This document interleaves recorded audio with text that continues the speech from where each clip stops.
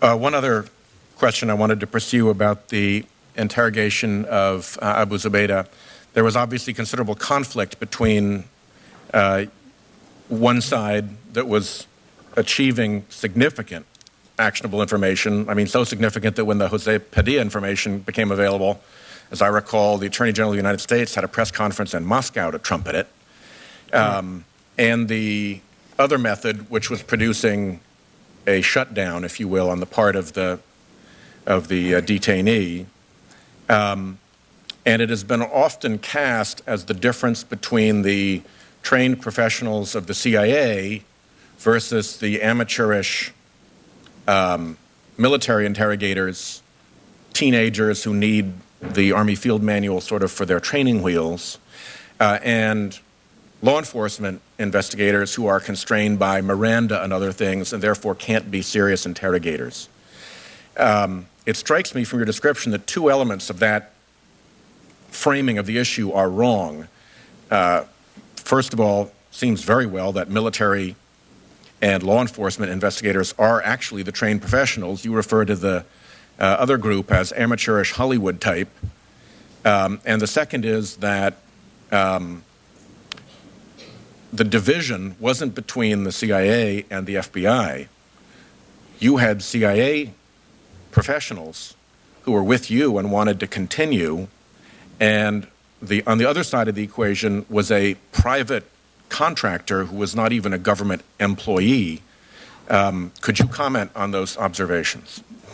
Yes, sir. It has been reported that it was a conflict during the interrogation between the FBI and CIA. I totally disagree with this assertion. And that's something that I mentioned in my... At the field level, at least. In the field At the point of the interrogation, yes. Yes. And that's why I supported the CIA officers in my op-ed in the New York Times on this issue.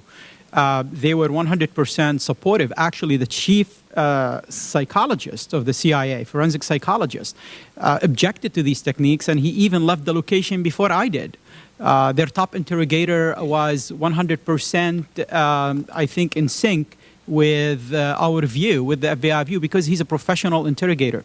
I think this technique, using the harsh methods or using the enhanced interrogation methods, misunderstand the threat that we face from ideological Islamic extremists like Al-Qaeda in countries around the world, in the Middle East, who actually use these techniques as regularly as possible, pedaled away from these techniques when it comes to the terrorists of Al-Qaeda and Islamic extremists. They are ideologically motivated. They are expecting a lot to happen to them when they get caught. And the best way to deal with them is to be smart and to engage with them. And that's what provided a lot of actionable intelligence before 9/11 and after 9/11. And you know, in a classified session, we can actually talk about a lot of the successes versus the failures of these techniques. I mean, one of the things that mentioned or have been mentioned about this technique, the successes that have been talked about publicly are Padilla and Khalid Sheikh Mohammed. Well, waterboarding was not approved until August 1st, 2002. Padilla, after an international manhunt in 3 countries, was finally arrested after he landed from Switzerland to the Chicago airport on May 8, 2002, almost 3 months before these techniques were imposed. We knew about Khalid Sheikh Mohammed in April of 2002. Again, waterboarding was not approved until August 1st of 2002. So I am basing my opinion here from 2 things. From my recollection of the facts. I don't have any notes. I'm just having my memory on these facts and what happens. Understood. That's number 1. And number 2, I am basing on what I've been hearing in the public domain, what have been classified. I'm going to turn to Senator Durbin. I have just a few seconds left. I just want to drop in one question to Professor Luban during this round, and that is, in your review of the OLC memos, was there any mention of the role of private contractors? Sir, I don't recall any specific mention of private contractors. I don't recall it either, and it would seem that that might raise legal issues. It's interesting that that would be a fact in the lengthy OLC opinions that never appears to have surfaced.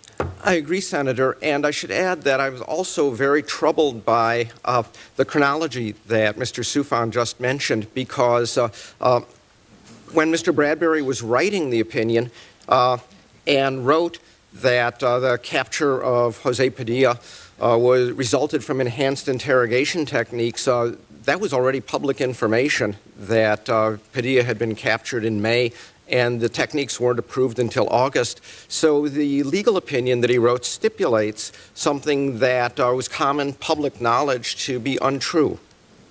Yeah, he didn't have to have special knowledge to know that that assertion in the OLC opinion was false, correct? That's correct. Senator Durbin.